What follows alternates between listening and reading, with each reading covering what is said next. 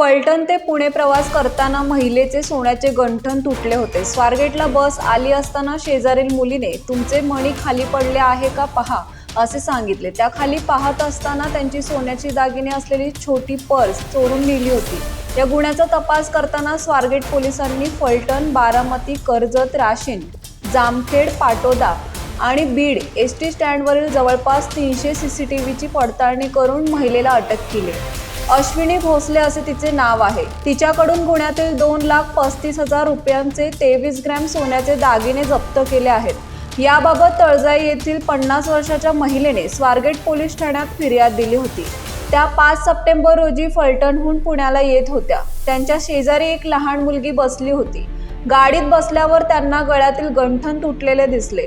तेव्हा शेजारी बसलेली मुलगी आणि त्यांना सोडवण्यासाठी आलेली भाची यांनी बसमध्ये खाली पडलेले सोन्याचे मणी गोळा करून दिले होते। गाडी सुरू झाल्यावर भाची खाली उतरली। त्यांनी गोळा करून दिलेले मणी आणि गंठण, गळ्यातील गणेश बदाम, ठुशी आणि अंगठी हे त्यांनी छोट्या पर्समध्ये ठेवून ती पर्स मोठ्या बॅगेमध्ये ठेवली होती।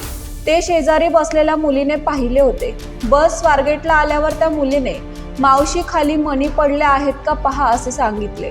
तेव्हा त्या खाली वाकल्या। खाली मणी दिसले नाही। त्यांनी वर पाहिले तर ती मुलगी निघून गेली होती। त्यांनी बॅग पाहिली तर त्यातील छोटी पर्स दिसून आली नाही।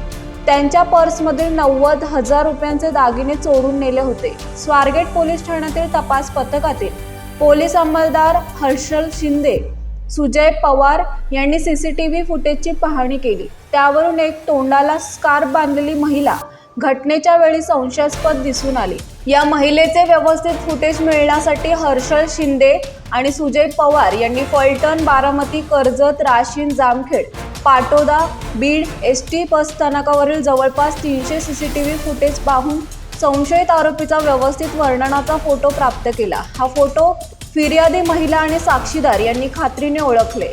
या महिलेचा फोटो सर्वत्र पाठवून तिचा शोध घेण्यास सुरुवात केली।